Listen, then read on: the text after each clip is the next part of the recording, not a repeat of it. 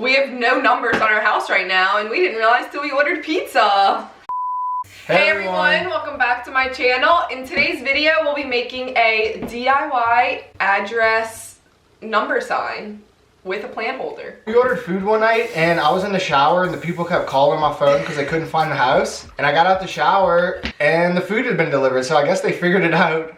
They were like, maybe you should put some numbers on your house to help. And I was like, ding.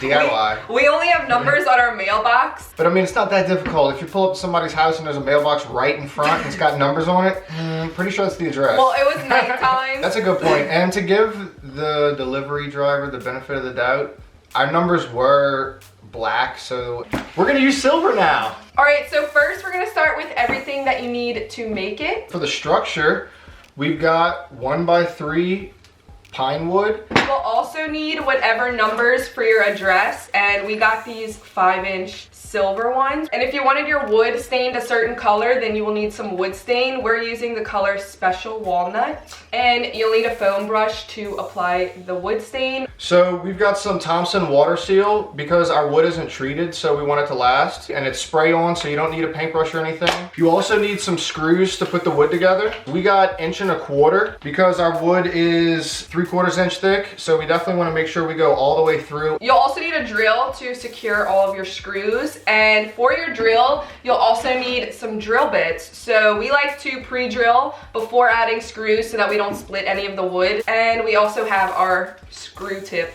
drill bits, or whatever the hell they're called. But you'll need those, and that is everything that you need to make it. If you don't want to use wood screws, then you can liquid nails it or wood glue it, or even use a nail gun, but we'll be using screws today to... How are we even going to do this, actually, now I think about it? What do you mean? I got it planned out. Don't worry about that part. So that is everything that you need to build it, so we will see you guys outside. And then of course you'll need whatever plants that you would like. We forgot to mention this, but you will need that and a little bit of soil to fill up your planter. Alright guys, so we have our final measurements that we're going to use. We are going to do it 37 by 7.5. So we're gonna have 3 boards side by side, and they are 2.5 inches wide. We want the numbers to be spaced about 2 inches from each other. So these are the measurements that we're using. So we're gonna make our measurements and our cuts, and then we're gonna screw all of that together. Yep. Let's do it.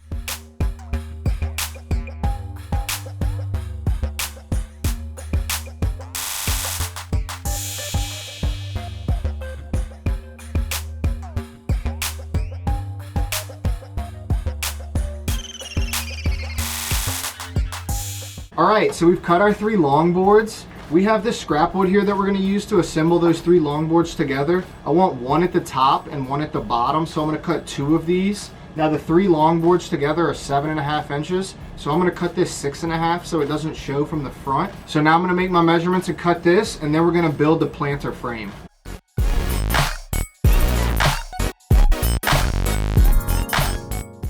Alright, so here are our 3 long boards. These are 37 inches. And then like I said, we've got our 6.5 inch boards, and these are going to secure them together. Now I got 1.25 inch screws. They won't penetrate through, so these are perfect.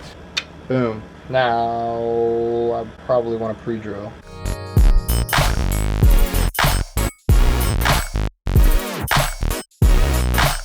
You want to be sure when pre-drilling that your pre-drill doesn't go all the way through, because then you're going to have 3 random holes on the front of the sign.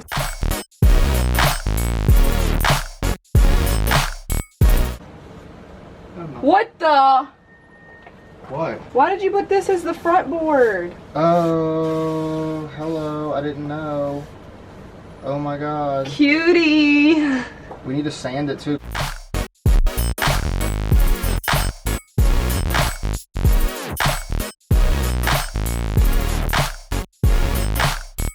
Alright, so now we're going to build the frame for the planter. For that, we need 2 6.25 inch boards and 4 5-inch boards. So we're going to make our measurements and our cuts, and then we'll assemble that.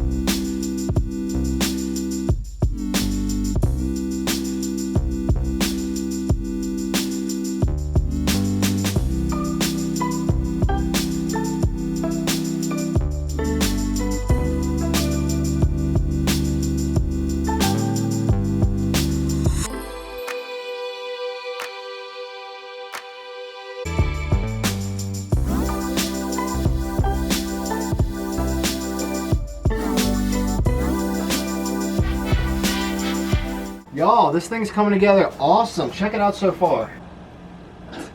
Now, we're gonna put a bottom on our planter here. I recommend for the bottom you use treated wood just because it's gonna hold moisture, and if you don't use treated wood, your wood's gonna rot over time eventually. You're gonna have to change it anyway, so you might as well just save yourself the trouble and use treated wood from the beginning. We're gonna put whole drainage holes on it.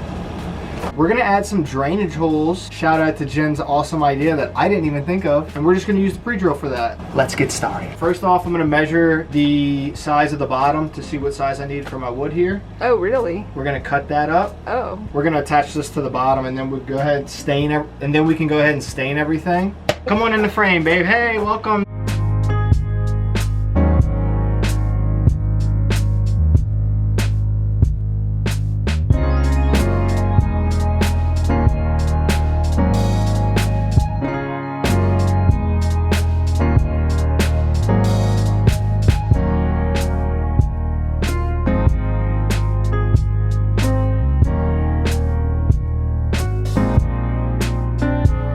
The only thing that we have left is the numbers and to stain it. So the way that we want to do our numbers, they give you two options with these. You could do a floating number or you could do it flush against the structure.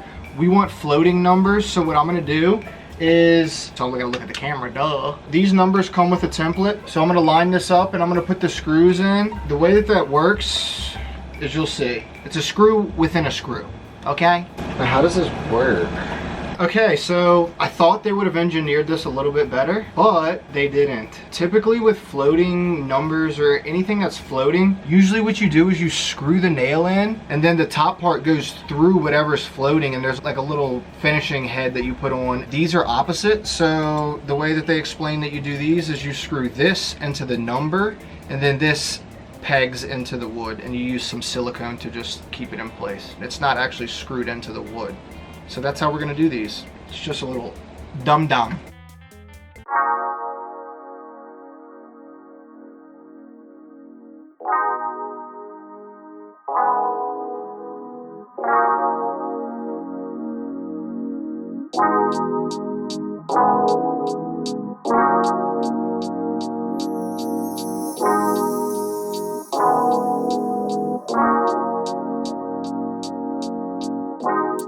So now that our structure is complete, it is now time to wood stain. So we're going to use a foam brush to apply this all over the wood, and I like to let the wood stain sit for about 15 minutes to really penetrate into the wood, and then whatever is left over, then I will go back and wipe off with a clean rag. And then you want to let your wood stain dry for a few hours before you add your spray water seal right on top. And I've never used this before, so I'm really excited about it. It says that it works on wood, brick, and stone. And then it says that it takes the first coat to dry 24 hours.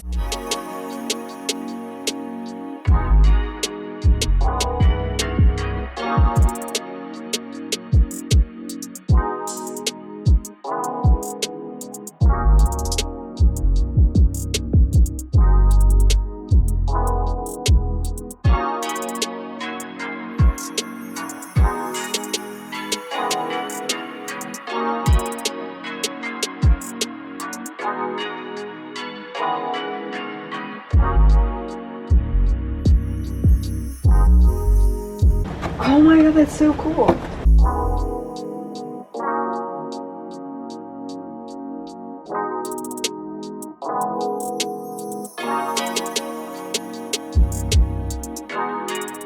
Here's how it looks with the numbers. Highly suggest raising them like this because it just looks so much better than it being flat, It right? looks so good, yeah. So now that we have our numbers and everything is dried, we're gonna add our plants.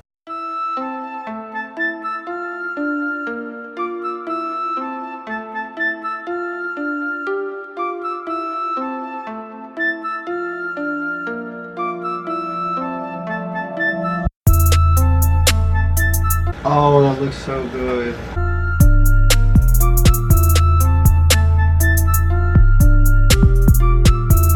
I love how the numbers pop off. What they call it? Floating. I love how we got the floating numbers. Love the floating numbers. Do you? Yeah, Do you love the floating numbers? Floating numbers are better than the flush.